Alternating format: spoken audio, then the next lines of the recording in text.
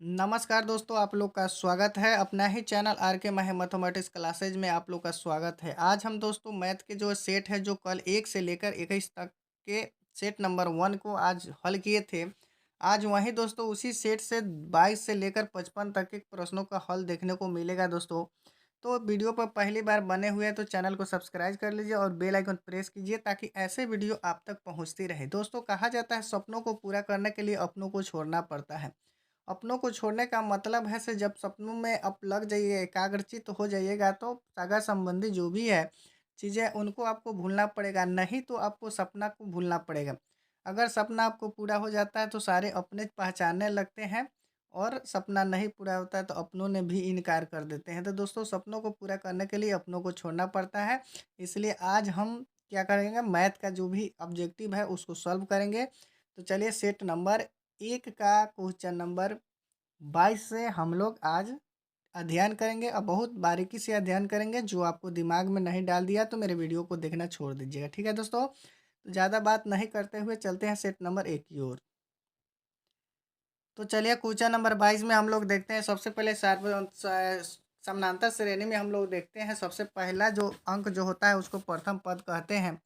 तो ए बराबर दोस्तों आपका हो जाता है 2, और वहीं आपको डी बराबर अगला पद में से पिछला पद घटता है। तो अगला पद आपका 7 दिखाई दे रहा है, 2 के बाद 7 है ना है। अब पिछला पद घटा देंगे तो मेरा कितना हो जाएगा, 7 में से 2 गया 5 हो जाएगा, ठीक है दोस्तों।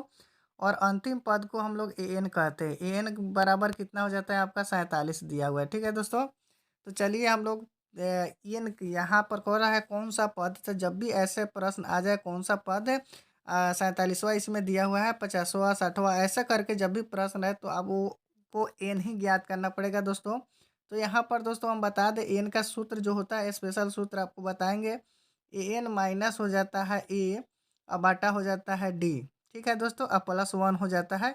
तो सबसे पहले इतना आप लोग नोट कर लीजिए, यहाँ तक नोट कर लीजिए। उसके बाद हम जैसे स्क्रीन पर लिखेंगे वैसे आप लोग फिर से कॉपी में लिखना शुरू कीजिएगा, ठीक है। आप लोग लिख लिए होंगे, बहुत अच्छी बात है। पहले एन का सूत्र लिख लीजिए, और स्क्रीन पे इतना ना जगह है कि आप लोग को हम विस्तार से हम यथी कर सके, ऐसा ही कट करके आपको लोग को बताएंगे, ठीक है। तो चलिए हम लिख लिए, चलिए आगे हम लोग देखते हैं। क्या बताएं आपको सूत्र, एन बराबर क्या बताए हैं, एन माइनस ए बटा डी बताए हैं दोस्तों। यहाँ पर +1, तो यहाँ पर एन आपका कितना बताए हैं, 47 बताए। क्या बताए, 47। और ये कितना लिखे थे, 2 लिखे थे ना। तो 2 यहाँ पर लिख दिए। अब बटा डी कितना लिखे थे, 5। अब प्लस हो जाएगा 1, ठीक है। इतना पहले लिख लीजिए फटाफट, ठीक है। चलिए यहाँ पर हम बता देते हैं, 47 में से 2 गया आपका 45 होगा। क्या होगा, 45। और बाटा कितना हो जाएगा 2। अब प्लस कितना होगा 1 ना, बाटा 2 नहीं होगा, 5 होगा यहाँ पर, ठीक है। तो 5 9 कितना हो जाएगा 45। तो यहाँ पर दोस्तों कितना 9 मरतबा घटा, और 9 ये कितना हो जाएगा 10। तो आपका 10वां पद हो जाएगा, ठीक है ना। तो आपका राइट आंसर कौन सा होगा, 10 कितना है, बी नंबर है, राइट आंसर है, ठीक है दोस्तों। चलिए अब 23 नंबर में प्रश्न में कह रहा है ऐसे 10 प्रथम विषम प्राकृतिक संख्याओं का योग। तो जब भी विषम प्राकृतिक संख्याओं का योग ऐसे कर दे, जितनी संख्या होगी उसका क्या करना है, स्क्वायर कर देना है। क्या करना है, स्क्वायर कर देना है। तो 10 का स्क्वायर क्या हो जाएगा आपका, 100 हो जाएगा, ठीक है दोस्तों। इसको विस्तार से बनाया जा सकता है, लेकिन अपने एक नंबरी है तो आपको ट्रिक चाहिए ना, ट्रिक से ना मारोगे। चलिए आगे हम लोग देखते हैं फिर से। 24 नंबर क्या कहता है दोस्तों, यहाँ पर 24 नंबर जब भी इस तरह के प्रश्न आ जाए, यहाँ पर दोस्तों टी एन की जगह पर ए एन भी रहता है, लेकिन इसके लिए घबराइएगा नहीं। जैसे मैं यहाँ पर T4 आपको दिखाई दे रहा है तो A4 भी रहेगा, इसके लिए घबराइएगा नहीं, ठीक है दोस्तों। तो यहाँ पर देखिए ध्यान दिया जाए, टी एन बराबर आपका प्रश्न दिया हुआ है 2n + 5 दिया हुआ है ना। तो यहाँ पर दोस्तों हम लोग ध्यान दीजिएगा, हमको सबसे पहले समानांतर श्रेणी में कन्वर्ट करना पड़ेगा, तब जाकर हम लोग T4 निकालेंगे। T4 कैसे लिखेगा, आप लोग को पद लिखने के लिए मालूम होगा कि प्रथम पद को हम लोग ए कहते हैं, ठीक है ना। तो यहाँ पर टी है तो प्रथम पद को हम लोग टी कहेंगे। दूसरे पद के क्या कहेंगे, ए प्लस क्या लिखेंगे, ए प्लस। तो यहाँ पर हो ए की जगह पर, हाँ ए प्लस क्या हो जाएगा 2D होता है ना दूसरे पद। और तीसरे पद क्या होता है, A + 3D। मतलब जो संख्या रहेगा उससे एक आपको कम कर देना है, ठीक है दोस्तों। तो चलिए यहाँ पर देखते हैं। तो टी एन एन के जगह पर हम लोग एक रखेंगे सबसे पहले। तो 2 गुने n के जगह पर 1 रख दिए अब प्लस 5 हो गया, ठीक है। तो देखिए 2 में 1 से गुना करेंगे तो 2 होगा प्लस 5 होगा, ठीक है ना। तो मेरा पहला जो होगा कितना हो जाएगा 7 हो जाएगा, पहला कितना होगा 7 हो जाएगा, ठीक है। तो उसी प्रकार हम लोग टी एन बराबर कितना प्रश्न है 2n प्लस 5 है। उसी प्रकार हम लोग n के जगह पर कितना रखेंगे, एन के जगह पर हम लोग 2 रखेंगे, ठीक है ना।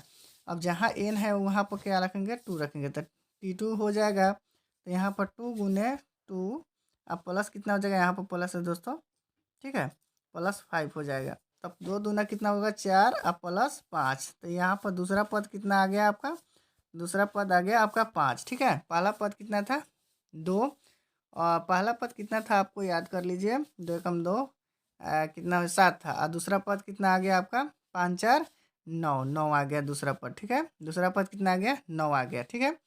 तो प्रथम पद दूसरा पद निकल गया आपको। तो सबसे पहले प्रथम पद कितना आया था, प्रथम पद आपका आया था कितना 7 आया था और दूसरा पद कितना आया था, ये इसको मान लीजिए T1 मान लीजिए, ठीक है।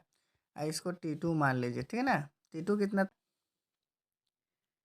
दूसरा का ऑप्शन नंबर 22 है T4।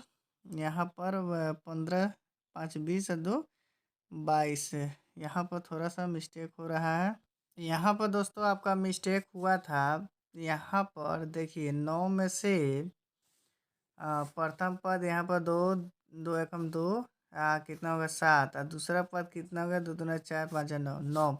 तो यहाँ पर आपका डी का मान जो है दोस्तों आपका 2 था, ठीक है ना। तो डी का मान क्या था 2 था। तो T4 आपको कैसे ज्ञात करना है, T4 हो जाता है ए प्लस कितना हो जाएगा 3D हो जाएगा, ठीक है ना। ए प्लस कितना होगा 3D होगा। तो ए का मान कितना हो गया, ए का मान था आपका 7 अब प्लस 3 गुने डी का मान 2 था। तो 3 दूना कितना हुआ 6 और 6 6 कितना हो जाएगा 12 1 13। तो ऑप्शन नंबर आपका सी राइट आंसर सही होगा, ठीक है। चलिए आगे हम लोग देखते हैं। यहाँ पर इसको क्या करना है भाग देना है। तो इस पर पावर देख लीजिए आपका 5 है, इस पर पावर 1 है। तो इसमें भाग दीजिएगा तो भागा में पावर क्या करता है घटता है, तो आपको 4 बचेगा। तो ऑप्शन नंबर आपका बी राइट आंसर सही होगा, ठीक है। आगे चलते हैं हम लोग। अब इसमें क्या कह रहा है ध्यान दीजिएगा। यहाँ पर जब पी एक्स एक शून्य बराबर -3 है तो निम्नलिखित में कौन सा पी एक्स एक गुणनखंड होगा। तो ध्यान दीजिएगा दोस्तों, यहाँ पर अगर माइनस होगा तो इसमें प्लस वाला ऑप्शन सही होगा और यहाँ पर अगर प्लस होगा तो यहाँ पर माइनस वाला ऑप्शन सही होगा। तो यहाँ पर आपको माइनस देखने को मिल रहा है तो आपका राइट आंसर ए ही होगा, प्लस में होगा। कैसे होता है जैसे मैं बता दें हम आपको डिटेल्स में। जैसे यहाँ पर हम प्लस कर देते हैं तो यहाँ पर शून्य का मतलब एक्स का मान होता है, ठीक है। तो एक्स बराबर मेरा क्या हो जाता है -3। तो यही -3 है यहाँ पर, ठीक है। चलिए आप लोगों को कन्फर्म हो गए होंगे। चलिए आगे हम लोग देखते हैं। इसमें अब इसमें दोस्तों क्या करना है 27 नंबर में हमको करना है क्या, तो इसमें 4 ऑप्शन दिए हुए हैं, है ना। चारों ऑप्शन में हम बारी बारी से एक्स के जगह पर, जैसे एक्स के जगह पर एकदम 6 रखेंगे और वाई के जगह पर 1 रखेंगे। अगर इसमें मान रखने के बाद यहाँ पर जब भी घटाएंगे तो मेरा 7 आ जाएगा, तो वही आंसर आपको राइट आंसर होगा, ठीक है दोस्तों। तो चलिए हम लोग मान बारी बारी से रखते हैं और नहीं तो हम अपना से डायरेक्ट रखते हैं। आप लोग कॉपी पर बारी बारी से रख कर देख लीजिएगा 7 किससे आता है, ठीक है। तो 27 का आपका ऑप्शन नंबर आपका डी राइट आंसर होगा। कैसे डी राइट आंसर होगा, जैसे में हम लोग प्रश्न लिख लेते हैं 2x - 5y बराबर कितना है 7 है, ठीक है दोस्तों। तो यहाँ पर एक्स का मान कितना है 6 होता है, 2 गुना यहाँ पर 6 हो जाएगा और -5 गुना वाई का मान कितना है 1 हो जाएगा, ठीक है। अब इसको हल करते हैं। 6 दूना कितना हो जाएगा 12 हो जाएगा और -5 हो जाएगा। तो 12 में से 5 का कितना होगा दोस्तों 7 हो जाएगा कि नहीं। तो यहाँ पर 7 है कि नहीं है, इसीलिए ऑप्शन नंबर आपका डी राइट आंसर सही होगा। चलिए आगे हम लोग देखते हैं।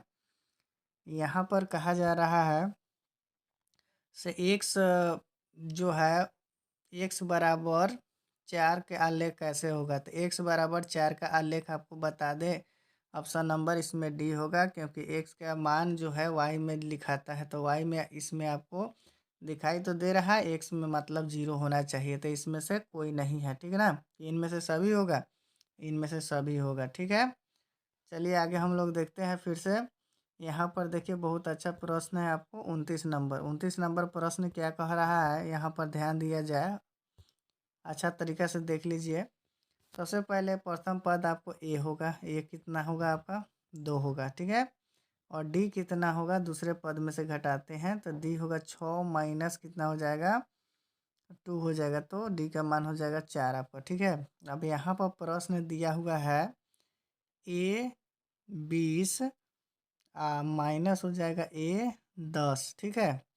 तो ए 20 कैसे लिखते हैं, ए प्लस 19 डी हो जाएगा, क्या हो जाएगा 19 डी हो जाएगा। माइनस है तो माइनस दे दिए, यहाँ पर ए प्लस कितना हो जाएगा 9 डी हो जाएगा, ठीक है, 9 डी हो जाएगा, ठीक है। चलिए अब इसमें क्या करते हैं दोस्तों, यहाँ पर माइनस है ये प्लस है, तो प्लस माइनस माइनस हो जाएगा, तो ये कट जाएगा, ठीक है दोस्तों। और ये भी प्लस माइनस माइनस होगा यहाँ पर, तो 19 में से 9 घटेगा तो कितना हो जाएगा आपका 10 हो जाएगा, कितना होगा 19 में से 19 डी में से आपका क्या 9 डी घटेगा, तो 9 डी घटेगा तो आपका 10 डी हो जाएगा, ठीक है। तो यहाँ पर डी का मान आपको कितना आया था, डी का मान आपका 4 आया था, तो 10 गुने कितना हो जाएगा 4 हो जाएगा, ठीक है। तो 10 चौका कितना होगा 40, 40 होगा, तो 40 आपका कौन सा ऑप्शन है, बी नंबर राइट आंसर होगा, ठीक है। चलिए आगे हम लोग देखते हैं 40 होगा, ठीक है। चलिए आगे हम लोग देखते हैं यहाँ पर क्वेश्चन नंबर 30। क्वेश्चन नंबर 30 में क्या कह रहा है, तो सबसे पहले इस आलेख को जांच करना होगा। आलेख जांच करने का आपको मालूम है A1 A2 बराबर B1 B2 बराबर C1 C2, इस तरह के मगे 3 ऐसे विकल्प दिए, 3 रहता है। जो पहला अगर दूसरा के बराबर हो जाता है तो उसको हम लोग कहते हैं प्रतिच्छेदी, मतलब अद्वितीय कहते हैं। जब ये 2 बराबर रहता है तो क्या कहते हैं, समानांतर कहते हैं, और जब सभी बराबर होता है तो उसको समपाती कहते हैं। तो उसी को हम लोग को देख लेना है, जांच कर लेना है। तो A1 आपका क्या हो जाएगा 5 हो जाएगा, तो 5 है, इसमें A2 कितना हो जाएगा 3। उसके बाद में देखिए बराबर यहाँ पर -15 और इसमें कितना है 9 है। अब इसको कठिन कर 3 तिहाई 9 हो जाएगा, 3 पचे 15 हो जाएगा, ठीक है। और इसमें देखिएगा 8 बाटा कितना हो जाएगा 24 है, आई ऊपर लिख देते हैं 5, ठीक है ना, यहाँ पर 24 हो जाएगा। तो कितना हो जाएगा 8 तिरका 24, तो ये भी 5/3, ये भी 5/3, ये भी 5 आपका 3 आया है, ठीक है ना। तो इसको हम लोग कौन सा हल कहेंगे, समापाती कहेंगे, option number A right answer सही होगा, ठीक है दोस्तों। चलिए आगे हम लोग देखते हैं क्वेश्चन नंबर 31 में। 31 में क्या करता है, से 2 समरूप त्रिभुजों का क्षेत्रफल 29:81 हो तो संगत भुजाओं का अनुपात ज्ञात कीजिए। तो 49:81 है, तो इसका देखिए इस तरह का जब भी आए यहाँ पर समरूप त्रिभुज पढ़ लीजिएगा, क्षेत्रफल भी देख लीजिएगा। तो इस तरह का जब भी है तो इसको हम लोग क्या करते हैं वर्गमूल निकालते हैं, तो 49 का वर्गमूल आपका 7 हो जाएगा, 81 का आपका 9 हो जाएगा। तो यहाँ पर आपका राइट आंसर बी आंसर सही होगा, ठीक है दोस्तों। चलिए आगे हम क्वेश्चन नंबर 32 को देखते हैं।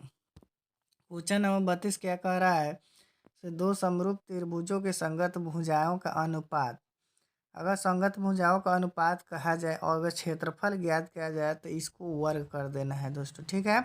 तो 4 का स्क्वायर आपका हो जाएगा 16 और 5 का स्क्वायर 25, तो ऑप्शन नंबर आपका सी राइट आंसर सही होगा, ठीक है। यहाँ पर देख लीजिएगा संगत भुजा हो और उसका क्षेत्रफल का अनुपात ज्ञात करना हो तो वर्ग करना है, क्या करना है वर्ग करना है, ठीक है। चलिए आगे हम लोग देखते हैं। यहाँ पर दिया हुआ है एक समचतुर्भुज का विकर्ण जो है 24 32 है, तो प्रत्येक भुजा का में बराबर होंगे। तो प्रत्येक भुजा कितना में बराबर होंगे, तो सबसे पहले उसका विकर्ण जो है यहाँ पर समचतुर्भुज का विकर्ण हो गया, ये आपका हो गया। तो समझिए ये जब 24 है तो ये आपका 12-12 हो जाएगा, ठीक है। और ये आपका 32 है तो 16-16 हो जाएगा, ठीक है। तो यहाँ पर 12 के स्क्वायर और 16 के स्क्वायर कितना हो जाएगा। जब इस भुजा को हमको ज्ञात करना पड़ेगा, इस भुजा को ज्ञात करना पड़ेगा, तो 12 का स्क्वायर प्लस कितना हो जाएगा 16 का स्क्वायर। तो 12 बड़ी 144, 16 का 200 कितना हो जाता है 56 हो जाता है, 256 हो जाता है। तो दोनों को जोड़ेंगे, 144 और 256, 6×4 = 10 हो जाएगा। यहाँ पर 5×4 = 9, 1 = 10 होगा। यहाँ पर 2 1 3 1 4 होगा, तो 400 का वर्गमूल कितना होगा 20। तो आपका राइट आंसर ऑप्शन नंबर आपका बी नंबर राइट आंसर सही होगा, ठीक है दोस्तों। चलिए आगे हम लोग देखते हैं यहाँ पर tan 30 का मान और tan 30 square plus cot 60 square. तो tan 30 स्क्वायर का मान आपको कितना होता है। तो tan 30 का मान होता है 1/√3, ठीक है। 1/√3 का वो स्क्वायर कर लेंगे, 60 का होता है tan cot 60 का भी उतना ही होता है 1/√3 होता है दोस्तों। तो यहाँ पर आपका प्लस है, ठीक है ना। तो यहाँ पर कितना हो जाएगा 1/3, अब प्लस हो जाएगा 1/3। तो इस तरह का जब भी आए सेम आधार आए तो ऊपर वाला जोड़ दीजिएगा। तो ऊपर वाला 1 है कितना हो जाएगा 2 और नीचे हो जाएगा 3 का 3 रहेगा, तो 2/3 आंसर होगा आपका राइट आंसर बी होगा, ठीक है। राइट आंसर बी होगा, ठीक है। आगे देखते हैं हम लोग 35 नंबर में क्या कहता है। 35 नंबर में क्या कह रहा है, त्रिभुज ए बी सी और त्रिभुज डी ई एफ में ए बी बटा डी ई और ए सी बटा डी एफ में समरूप त्रिभुज होंगे। तो यहाँ पर ध्यान दिया जाए, दो त्रिभुज बनाना है और उसको समरूप त्रिभुज देखना है। तो यहाँ पर एक त्रिभुज हम बना देते हैं जिसका नाम रहेगा ए, यहाँ पर बी, इसको सी रखते हैं। एक त्रिभुज बनाते हैं यहाँ पर डी ई, यहाँ पर हो जाएगा आपका एफ हो जाएगा, ठीक है। तो यहाँ पर संगत कोण बराबर होगा, तो ए का बराबर क्या हो जाएगा डी हो जाएगा। तो ए का बराबर डी और बी का बराबर क्या हो जाएगा ई हो जाएगा और सी के बराबर क्या हो जाएगा एफ हो जाएगा। तो यहाँ पर कौन सा होगा, सी बराबर क्या हो जाएगा आपका एफ होगा और बी बराबर ई होगा। तो बी बराबर ई। और यहाँ पर ध्यान दिया जाए 35 का आपका राइट आंसर हम बता दें, 35 का राइट आंसर आपका ए हो जाएगा क्योंकि इसका संगत कोण इसके संगत कोण के बराबर होगा, ठीक है। चलिए हम लोग आगे देखते हैं क्वेश्चन नंबर 36 में। 36 बहुत इजीली है, आपको अभी बताए हैं। जब भी समरूप त्रिभुज रहे और क्षेत्रफल दिया रहे तो उसकी अनुपात निकालना है। तो इसको क्या करना है वर्गमूल कर देना है। क्या करना है वर्गमूल। तो 121 का 11 होता है और 169 का क्या होता है 13 होता है, ठीक है ना। 169 का 13 होता है, तो यही आपका राइट आंसर है 11:13। तो आपका राइट आंसर आपका सी आंसर होगा, ठीक है दोस्तों। चलिए आगे हम लोग देखते हैं। ये तो आपको सूत्र ही है, sine square plus cos square बराबर क्या हो जाता है 1 होता है। क्या होता है 1 होता है। तो आपका राइट आंसर आपका बी आंसर हो जाएगा, ठीक है दोस्तों। चलिए आगे हम लोग देखते हैं। यहाँ पर कह रहा है त्रिभुज ए बी सी या पी क्यू आर में आपका कोण दिया हुआ है, तो ए का मान ज्ञात करना है। तो सबसे पहले त्रिभुज आप बना लीजिए, त्रिभुज ए बी सी बना लीजिए, ए बी सी बना लिए। और त्रिभुज आपको बनाना है क्या पी क्यू आर बनाना है, ठीक है ना। पी क्यू आर बनाना है, ठीक है। तो यहाँ पर दोस्तों आर का मान आपका दिया हुआ है कितना 83 दिया हुआ है, आर का मान 83। और इसमें ए का मान आपका दिया, ए का मान ज्ञात करना है और बी का मान आपका दिया हुआ है कितना 47 दिया हुआ है, ठीक है। तो आपको ज्ञात क्या करना है ए का मान ज्ञात करना है, ए का मान ज्ञात करना है। तो जैसे में आपका ये 83 है तो ये भी आपका क्या होगा 83। तो ये आपका बी कितना होगा 47। तो ये भी अब 47। तो यहाँ पर 83, यहाँ पर 83 प्लस 47 को हम लोग जोड़ते हैं तो कितना होगा 0, 8 4 12 1 13, 130 होगा। तो इसमें कितना 180 पुराने में कितने की कमी है। तो यहाँ पर मेरा हो जाएगा 50 डिग्री, कितना होगा 50। तो 38 का आपका राइट आंसर ए होगा। ठीक है दोस्तों, समझ में आया होगा। चलिए आगे हम लोग देखते हैं। चलिए यहाँ पर हम लोग देखते हैं दिया हुआ त्रिभुज A B C P Q R, जिसमें पी क्यू बराबर 2AB और बी सी बराबर 8 दिया हुआ है, तो क्यू आर का मान ज्ञात करना। ध्यान दीजिएगा दोस्तों, यहाँ पर सबसे पहले दो त्रिभुज की रचना हम लोग करेंगे, जिसका नाम दे देंगे ए बी सी दे देंगे। और यहाँ पर जो है एक त्रिभुज जो रहेगा, जिसका नाम रहेगा पी क्यू आर रहेगा। ठीक है दोस्तों, तो यहाँ पर पी क्यू बराबर आपका दिया हुआ है, यहाँ पर पी है आपका, पी क्यू बराबर 2AB, तो यहाँ पर 2AB हम लोग लिख देंगे। ठीक है, 2AB हो गया। और यहाँ पर बी सी बराबर आपका 8 दिया हुआ है। ठीक है, तो यहाँ पर हम लोग जानते हैं समरूप त्रिभुज के संगत भुजाएं क्या होती है, बराबर होती है। तो ए बी बटा क्या होगा, इसका ए बी होगा, इसका क्या होगा, पी क्यू होगा। क्या होगा, पी क्यू। और बराबर क्या हो जाता है, इसका आधार तो इसके आधार के बराबर बी सी बटा यहाँ पर हो जाता है दोस्तों क्यू आर। क्या हो जाएगा, क्यू आर हो जाएगा। ठीक है, बी सी बटा क्यू आर हो जाएगा। ठीक है, तो अब यहाँ पर ए बी का तो ए बी रहेगा ही। चलिए इसको थोड़ा सा मेथी कर लेते हैं। आपको बता दिया, फिर से एक त्रिभुज बना देते हैं ताकि आपको अच्छा तरीक़े से समझ में आ जाए। ठीक है दोस्तों, यहाँ पर क्या हो जाएगा, पी क्यू आर है ना, पी क्यू आर हो जाएगा। तो ये आपको 2A बताए थे और ये आपको 8 बताए थे। ये आपको बताए थे संगत भुजा बराबर होता है, तो ए बी बटा क्या हो जाएगा, पी क्यू। और यहाँ पर हो जाएगा दोस्तों बी सी बटा क्यू आर हो जाएगा। ठीक है, क्यू आर हो जाएगा। तो यहाँ पर ए बी रहेगा ही। और यहाँ पर देखिए पी क्यू का मान आपको बताया है कितना है, यहाँ पर पी क्यू बराबर 2AB है, तो पी क्यू बराबर यहाँ पर 2AB हो जाएगा। अब बराबर आपको बी सी आपका तो 8 दिया हुआ था और आपको ज्ञात करना था क्यू आर। ठीक है, तो चलिए यहाँ पर ए बी से ए बी कट गया, तो यहाँ पर जब इसको इसमें गुना करेंगे तो 8 दूना कितना होगा, 16 होगा। तो क्यू आर बराबर हो जाएगा आपका कितना हो जाएगा, 16 हो जाएगा। ठीक है ना, क्रॉस मल्टीप्लाई हम लोग गुना कर लेंगे, तो क्यू आर बराबर 16 हो जाएगा। तो आपका option number C right answer सही होगा। ठीक है दोस्तों, चलिए आगे हम लोग देखते हैं। यहाँ पर कह रहा है त्रिभुज ए बी सी में ए डी पर लंब जो है बी सी है, तो ए डी बराबर डी सी, तो 8 है, तो बी सी 14 सेंटीमीटर है। ठीक है, तो चलिए बी सी आपका चलिए यहाँ पर हम लोग देखते हैं। सबसे पहले फिगर बना के आप लोग को समझा देते हैं हम लोग। ठीक है ना, यहाँ पर दोस्तों ध्यान दिया जाए, त्रिभुज एक ए बी सी हम लोग बनाएंगे, ए बी सी बना लेंगे। ठीक है ना, और इस पर लंब एक डी डाल देंगे, लंब डी डाल देंगे। और इसमें जो है ये डी और डी सी जो आपको दिखाई दे रहा है 8 है, तो ये 8 है, ये भी आपका 8 मीटर हो गया। और ये पूरी भुजा जो है आपका 14 है। क्या है, 14 है पूरी भुजा।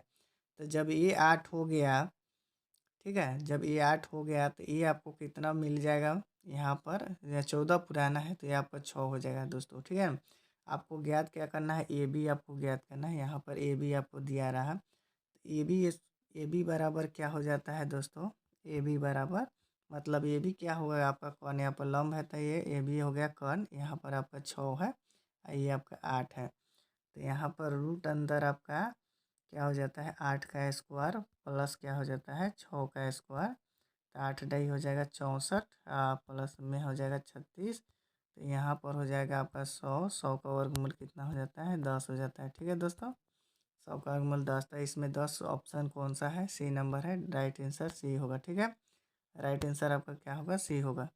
चलिए आगे हम लोग देखते हैं। यहाँ पर देखिए 41 नंबर प्रश्न क्या कहता है। 41 नंबर प्रश्नों में आपका दिया हुआ है किसी वृत्त की परिधि उसके व्यास से 9 सेंटीमीटर अधिक हो तो वृत्त का त्रिज्या ज्ञात करें। वृत्त का परिधि जो है, वृत्त का परिधि क्या होता है, 2πr होता है। और उसका व्यास क्या होता है, 2r होता है। क्या होता है, 2r होता है, व्यास होता है 2r। तो उससे कितना है, व्यास से 9 सेंटीमीटर अधिक है, व्यास से कह रहा है, तो इसका मतलब क्या है, आपका परिधि 9 सेंटीमीटर अधिक है। ठीक है ना, तो यहाँ पर जो है 2r से 2r ख़त्म हो जाएगा। तो यहाँ पर बच जाएगा आपका 2r से 2r ख़त्म हो जाए तो पाई। रुक जाए, फिर से देखते हैं हम लोग। अच्छा, तो वृत्त के परिधि क्या कह रहा है? वृत्त के परिधि 2πr। व्यास से 9 अधिक है, यहाँ पर 9 अधिक है, तो व्यास कितना हो जाएगा? 2r हो जाएगा। तो यहाँ पर आप लोग देखिए 2πr, यहाँ पर माइनस हो जाएगा 2r, और बराबर कितना होगा दोस्तों? प्लस है तो इधर आके आपका माइनस हो जाएगा 9। ठीक है, तो यहाँ पर देखा जाए, यहाँ पर आपको ज्ञात दोनों में से क्या हो जाएगा? 2r कॉमन होगा तो पाई माइनस हो जाएगा 1। तो इसको हम लोग कटा छटा करके भाग देंगे, तो मेरा राइट आंसर जो दोस्तों हो जाएगा 41 का आपका बी नंबर राइट आंसर होगा। ठीक है, चलिए आगे हम लोग देखते हैं। आगे यहाँ पर देख रहे हैं ऐसे दो वृत्त के क्षेत्रफलों का अंतर आपका 100 सेंटीमीटर है, तो उनके परिधियों का अंतर 20 सेंटीमीटर, तो त्रिज्याओं का योग ज्ञात करना है। तो वृत्त का क्षेत्रफलों का अंतर, दो वृत्त का क्षेत्रफलों का अंतर, तो यहाँ पर पाई आर स्क्वायर माइनस हो जाएगा पाई आर स्क्वायर, कितना हो जाएगा? 100 हो जाएगा। ठीक है, तो उनकी परिधियों का अंतर मतलब 2πr माइनस 2πr, परिधियों का अंतर कितना हो जाएगा आपका? परिधियों का अंतर आपका 20 हो जाएगा। तो इसमें जो है तो अब उसके त्रिज्याओं का योग ज्ञात करना है।